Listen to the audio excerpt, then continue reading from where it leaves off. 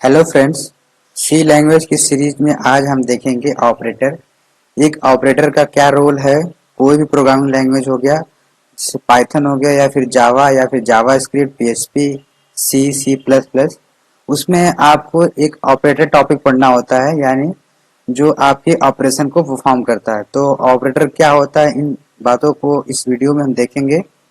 तो दोस्तों, जो ऑपरेटर होता है वो दो ऑपरेंड के बीच में ऑपरेशन परफॉर्म करता है। जैसे मान लीजिए आपको यहाँ पे मान लीजिए आपको दो नंबर को ऐड करना है, a is equal to 10 and b is equal to 20। इसको आपको ऐड करना है, तो आप यहाँ पे लिखेंगे c is equal to a into plus B.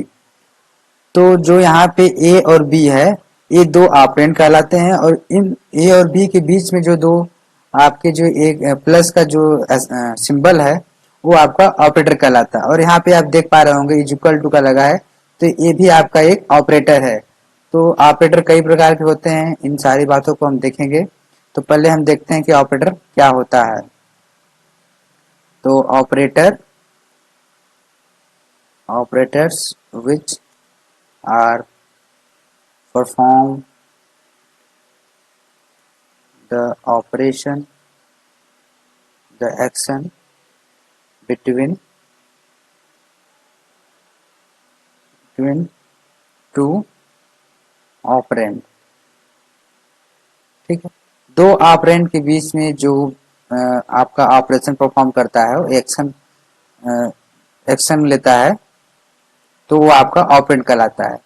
जैसे मान लीजिए आपको दो नंबर को मल्टीप्लाई करना है, तो यहाँ पे ए इंटू बी किए, तो आपका ये जो ए और बी के बीच में जो आपका ऑपरेशन परफॉर्म करेगा, वो आपका ऑपरेटर कहलाता है। तो ऑपरेटर कई होते हैं, इन सारी चीजों को हम देखते हैं।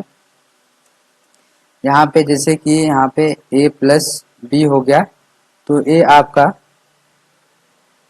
एक स्टेटमेंट हो गया। दूसरा स्टेटमेंट मान लीजिए ए इंटू बी हो गया, और तीसरा मान लीजिए आपका ए डिवाइड बाई बी हो गया। ये आपका तीसरा स्टेटमेंट हो गया। और एक आप मान लीजिए ए माइनस बी, ये आपके स्टेटमेंट हो गए। तो यहाँ पे जो आपका here A and B are operands. ठीक है, यहाँ पे ए और बी ऑपरेंड्स हो गए। इसको हमने,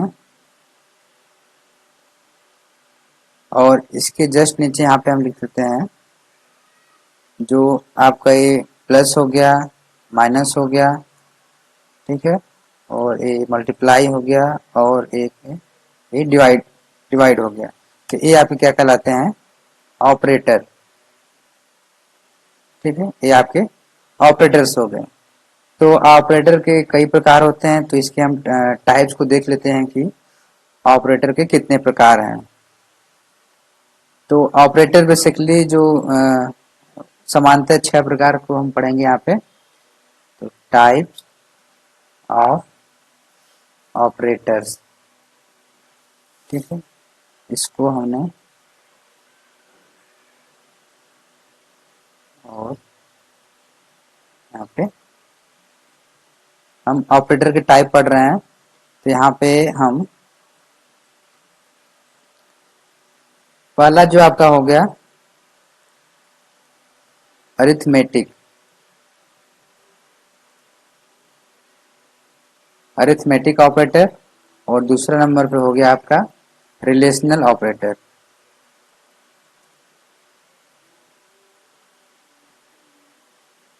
और जो आपका तीसरा नंबर पे हो गया कंडीशनल ऑपरेटर।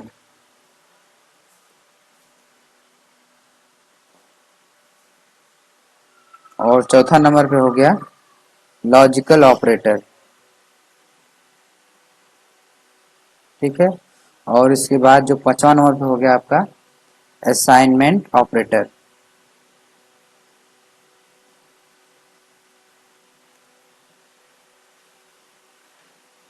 और छठे नंबर पे हो गया इंक्रीमेंट इंक्रीमेंट और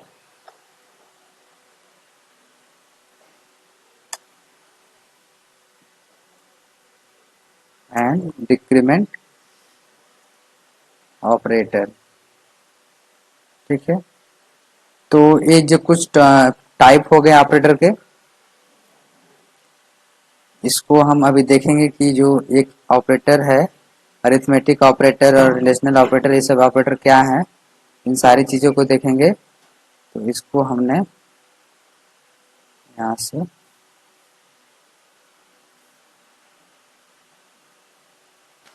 ठीक है। अब देखते हैं कि रिलेशन जो अरिथमेटिक ऑपरेटर है उसका काम क्या है। तो यहाँ पे हम लिखें अरिथमेटिक ऑपरेटर। तो दोस्तों जो अरिथमेटिक ऑपरेटर है, अरिथमेटिकल जो ऑपरेशन परफॉर्म किया जाता है उसके लिए यूज किया जाता है। तो इसमें जो है arithmetic operators are perform the arithmetic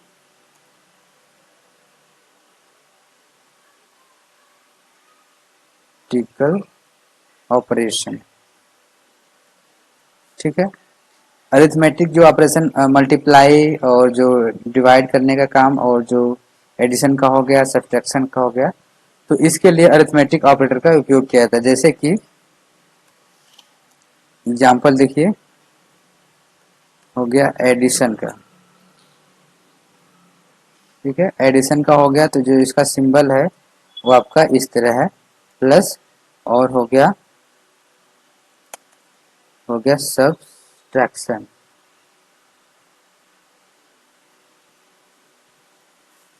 ठीक है, तो इसका जो सिंबल है इस तरह है, और इसके बाद है मल्टीप्लिकेशन, मल्टी मल्टीप्लिकेशन, और इसका सिंबल है ये स्टार करके। ठीक है, और इसके बाद है डिवीजन का, डिवीजन हो गया, इसके लिए आपका ये हो गया। ठीक है, और इसके बाद जो आपका है वो है मॉडुलस का, मॉडुलस।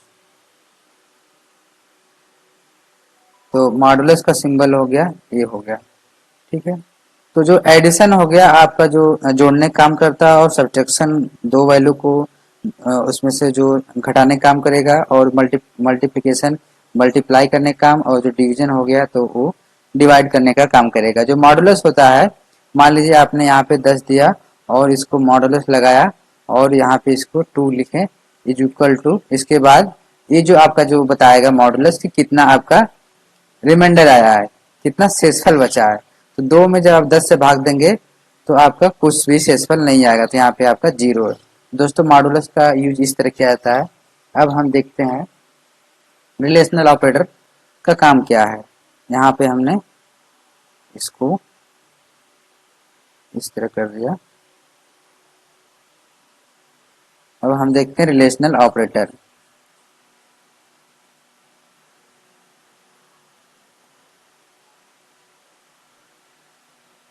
रिलेशनल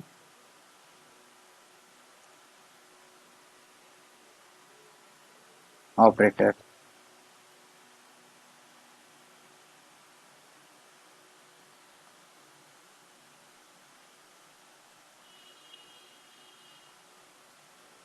तो दोस्तों जो रिलेशनल ऑपरेटर है वो दो ऑपरेंड के बीच के रिलेशन को बताता है कि उसके बीच में रिलेशन क्या है। जैसे मान लीजिए आप दो नंबर को इनपुट कराएं, एक हो गया 10, एक हो गया 20, तो इन दोनों के बीच में यदि आपको ग्रेटर नंबर फाइंड करना हो तो आप कैसे करेंगे, तो आप वहां पे रिलेशनल ऑपरेटर का यूज करेंगे। तो जो रिलेशनल ऑपरेटर है, relational operator are perform the relation between two entities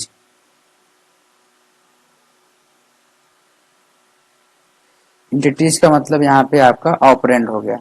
ठीक है, जैसे कि यहाँ पे एग्जांपल देखते हैं, जैसे कि ग्रेटर नंबर का हो गया, ग्रेटर देन। ठीक है, यहाँ पे मान लीजिए आपके दो वैल्यू है, एक हो गया ए, एक हो गया बी, ये आपका ग्रेटर देन का हो गया। ठीक है, अब जैसे कि ग्रेटर देन इक्वल हो गया,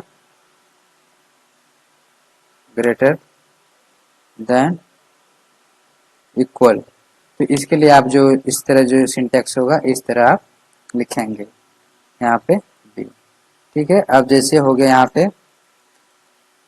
लेस देन, और इसका जो सिंबल होगा कुछ इस तरह होगा, यानी ए इज लेस देन बी। ठीक है, जो बड़ा होता है उस साइड उसका जो आपका ये जो सिंबल है इसका ओपन होता है यहाँ पे। ठीक है, और इसके बाद हो गया लेस देन और इक्वल, लेस देन और इक्वल। ठीक है, तो यहाँ पे ए और बी। ठीक है, और इक्वलिटी की वैल्यू आपका है ई क्यू यू। ठीक है, तो इक्वलिटी के लिए आप डबल इज इक्वल टू लगाएंगे, तो इसके आगे यहाँ पे ए और ए बी, इसका मतलब ये होगा कि जो ए की वैल्यू है वो आपके बराबर है बी की वैल्यू के। तो हमने देखा कि रिलेशनल ऑपरेटर को कैसे डिफाइन करते हैं और कैसे बनाएंगे, तो इसका सिंटेक्स हमने समझ लिया। अब जो हमारा नंबर है कंडीशनल ऑपरेटर का, इसको हम एक घेरा में कर देते हैं यहाँ पे।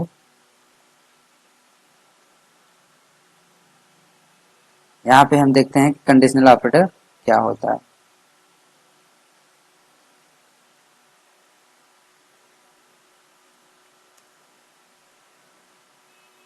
Conditional operator,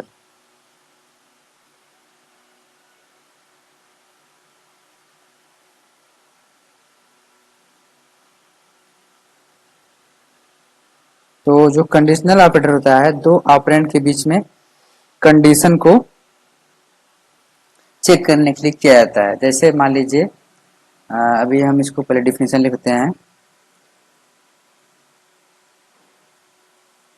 conditional operator is also known as ternary operator।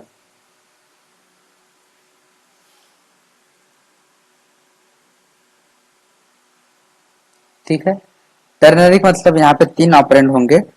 ठीक है, तो वो आपका टर्नरी ऑपरेटर कहलाएगा, इसको टर्नरी ऑपरेटर के नाम से भी जाना जाता है।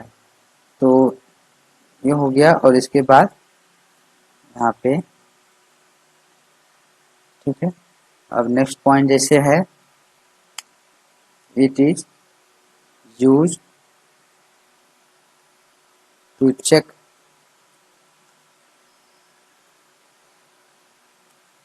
द कंडीशन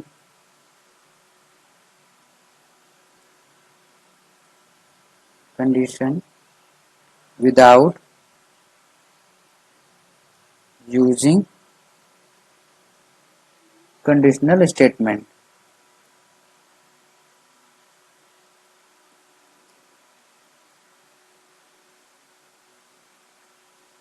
ठीक है, कंडीशनल स्टेटमेंट के बीच में ये आपको कंडीशन उसके बिना यूज किया हुआ कंडीशन को चेक करने के लिए कंडीशनल ऑपरेटर का यूज किया जाता है। जैसे इसका सिंटेक्स हो गया, आप सिंटेक्स को देख लीजिए। जैसे कि सिंटेक्स में यहाँ पे सिंटेक्स इस तरह आप देंगे। ठीक है, इसके बीच में आप कंडीशन देंगे और इसके बाहर आएंगे,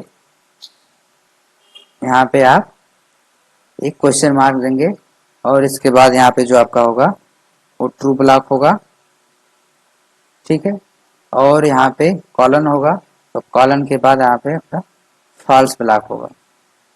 ठीक है, तो दोस्तों जो ये यहाँ पे क्या हो रहा है, जैसे मान लीजिए यहाँ पे आप एक कंडीशन दिए ए इज ग्रेटर देन बी, यदि ये कंडीशन ट्रू हुआ तो हमारा जो कंट्रोल होगा यहाँ सीधा उठ के यहाँ पे यदि कंडीशन ट्रू हुआ तो यहाँ से हमारा कंट्रोल इस पे आ जाएगा और ये वाला ब्लॉक प्रिंट हो जाएगा। ठीक है, यदि एक कंडीशन फॉल्स हुआ तो हमारा ये ट्रू ब्लॉक प्रिंट नहीं होगा और यहाँ से कंडीशन, यहाँ से हमारा कंट्रोल उठ के फॉल्स ब्लॉक पे चला आएगा।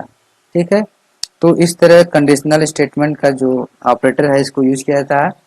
जैसे कि मान लीजिए आप एक एग्जांपल को और देखते हैं, यहाँ पे हम एक एग्जांपल और लेते हैं।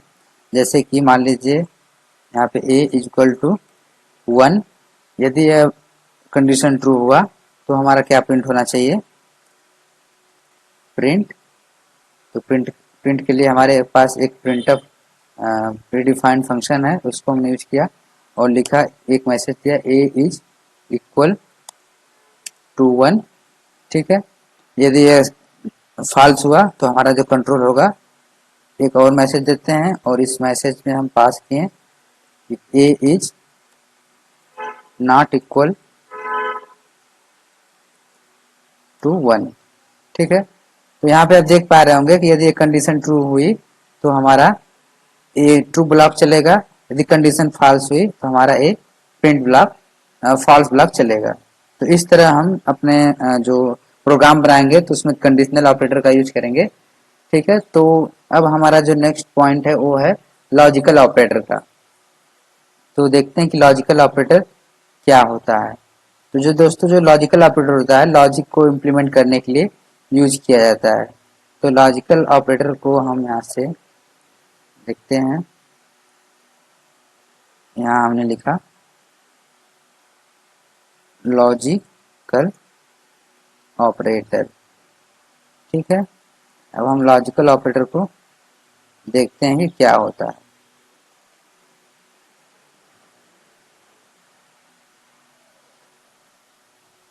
तो logical operator performs the logical operation.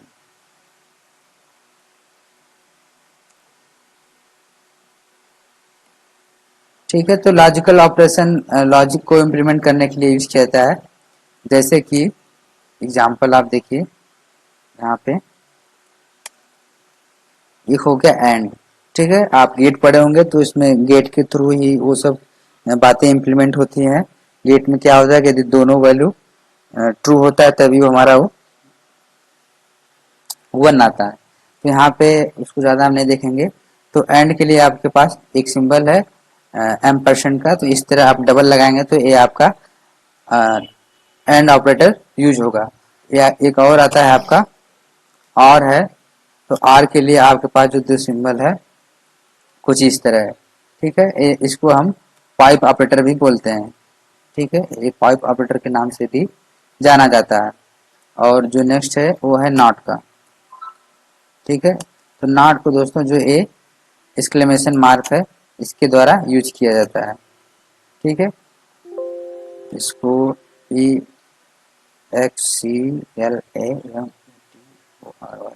ठीक है, तो हमने देखा कि लॉजिकल ऑपरेटर कैसे यूज किया जाता है। अब जो हमारा नेक्स्ट पॉइंट है वो है असाइनमेंट ऑपरेटर का।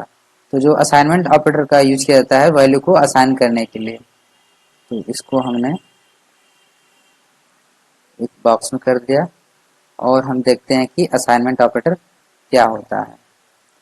यहाँ पे हमने हेडिंग दिया असाइनमेंट ऑपरेटर। ठीक है, तो वैल्यू को असाइन करने के लिए इस ऑपरेटर का यूज किया जाता है। जैसे कि यहाँ पे assignment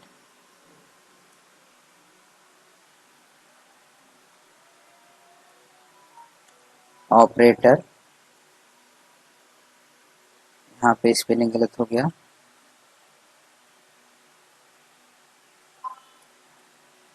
assignment operator is used to assign the value। ठीक है, वैल्यू को असाइन करने के लिए ये इसका यूज किया जाता है असाइनमेंट ऑपरेटर का।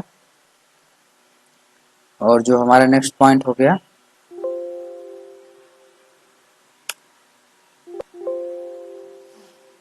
यहाँ से हम इसको,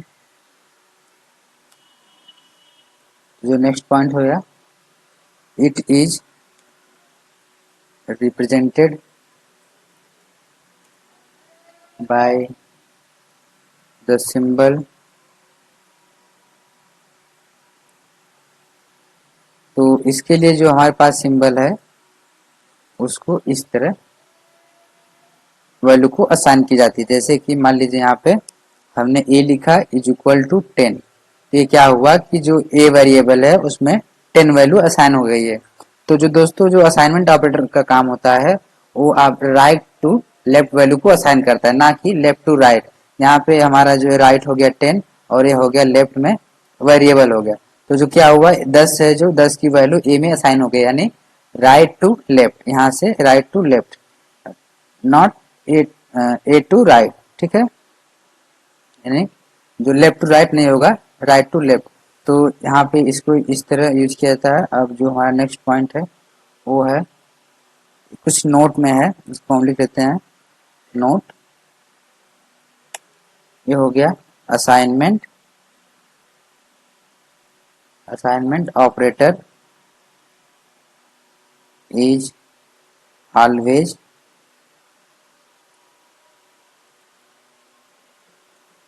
always assign the value right to right hand side to left hand side। तो इस बात को आप ध्यान देंगे कि जो वैल्यू असाइन होती है वो राइट टू लेफ्ट होती है, ना कि लेफ्ट टू राइट। ठीक है, तो इसको हम यहाँ से एक, इसको नोट को हाईलाइट कर देते हैं। ठीक है, इसको मैं हाईलाइट कर दिया। तो जो असाइनमेंट ऑपरेटर इसको हमने देख लिया। तो और इसको एग्जांपल जैसे देख लेते हैं यहाँ पे। जैसे कि आप मान लीजिए यहाँ पे एक वेरिएबल बनाए हैं इंट x, ठीक है, और इस x में मान लीजिए 10 असाइन करना चाह रहे हैं, तो कुछ इस तरह आप लिखेंगे। ठीक है, अब जो हमारा लास्ट पॉइंट है वो इंक्रीमेंट और डिक्रीमेंट ऑपरेटर का, उसको हम देख लेते हैं कि ये क्या होते हैं। तो यहाँ पे हमने हेडिंग दिया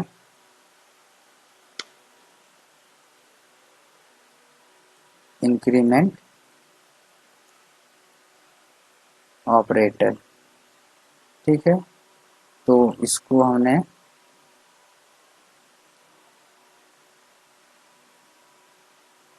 यहाँ से हम इसको उठा लें, एक सेकेंड। तो जो इंक्रीमेंट ऑपरेटर होता है वैल्यू को इंक्रीज करने के लिए यूज किया जाता है। जैसे मान लीजिए आपने एक वेरिएबल लिया इंट और इसमें वैल्यू असाइन कर दिया एज इक्वल टू 10। ठीक है, तो ये जो ए की वैल्यू है इसको हमको इंक्रीमेंट करना है, तो ए लिखेंगे और इसको प्लस प्लस कर देंगे, तो ए जो ए की वैल्यू है वो इंक्रीज होके 11 हो जाएगी, वन वन इंक्रीज हो जाएगा। ठीक है, तो इसको if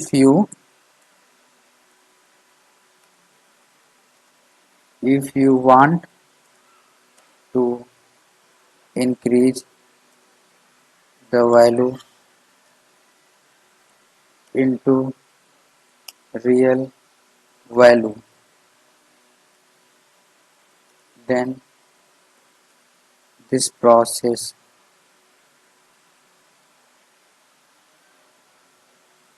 is known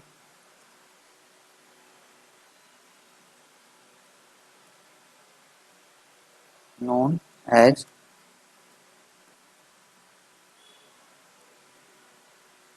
increment operator. ठीक है, यदि आप वैल्यू को इंक्रीज कर रहे हैं, बढ़ाना है, तो आप इंक्रीमेंट ऑपरेटर का यूज करेंगे। यदि आपको डिक्रीज करना है तो आप उसके लिए डिक्रीमेंट ऑपरेटर का यूज करेंगे। ठीक है, तो यहाँ पे हम इसको देख लेते हैं कि डिक्रीमेंट ऑपरेटर को कैसे यूज करेंगे। यहाँ पे हमने लिखा, जैसे इसका एग्जांपल देख लेते हैं पहले इंक्रीमेंट का।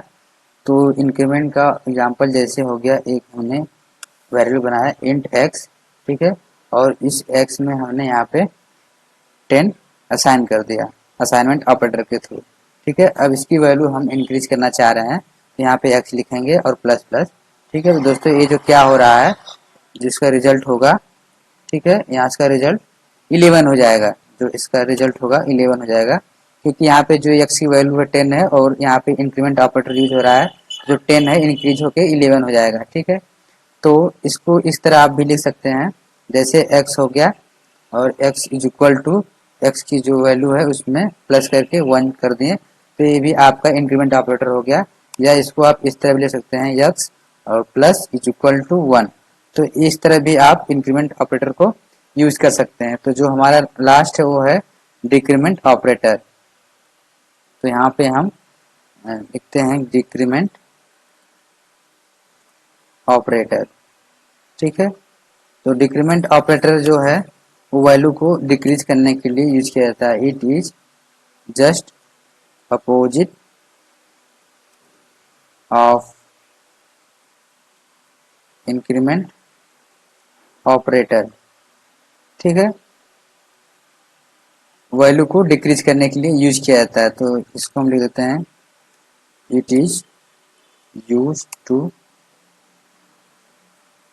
Decrease the value from real value, ठीक है। रियल वैल्यू से एक वैल्यू कम करने के लिए डिक्रीमेंट ऑपरेटर का यूज किया जाता है। तो दोस्तों आज के टॉपिक में हमने जो ऑपरेटर है उन सारी बातों को देखा, कितने प्रकार के ऑपरेटर होते हैं और ऑपरेटर क्या होता है, इन सारी चीजों को हमने देखा इसमें। अब नेक्स्ट वीडियो में हम जब देखेंगे तो उसमें एक एग्जाम्पल के थ्रू इन सारे ऑपरेटर को देखेंगे कि कैसे यूज किया जाता है, और उसमें कुछ अलग चीज़ों को भी देखेंगे जैसे स्टेटमेंट हो गया। तो आज के लिए इतना ही। आई होप आपको ये वीडियो अच्छा लगा हो और आपको ऑपरेटर समझ में आया हो। यदि आपको कोई क्वेरी हो तो आप कमेंट सेक्शन में पूछ सकते हैं। यदि आपको लगता है कि ये वीडियो अच्छा है तो आप इसको लाइक करें, कमेंट करें और अपने दोस्तों के साथ भी शेयर करें। यदि आप मेरे चैनल पर पहली बार आए हैं तो आप मेरे चैनल को सब्सक्राइब करें, ताकि ऐसे ही वीडियो हम आपको देते रहें और आप से हम मोटिवेट होते रहें। मिलते हैं नेक्स्ट वीडियो में।